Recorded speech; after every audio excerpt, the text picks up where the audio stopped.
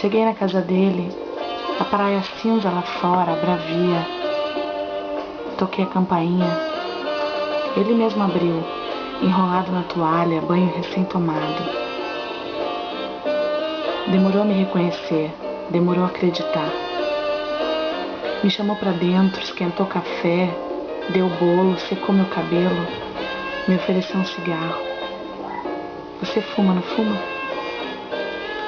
Mas antes que eu usasse o primeiro beijo, eu o peguei pela mão, abri a porta e levei lá pra fora, na chuva. E então o que mais? Beijamos.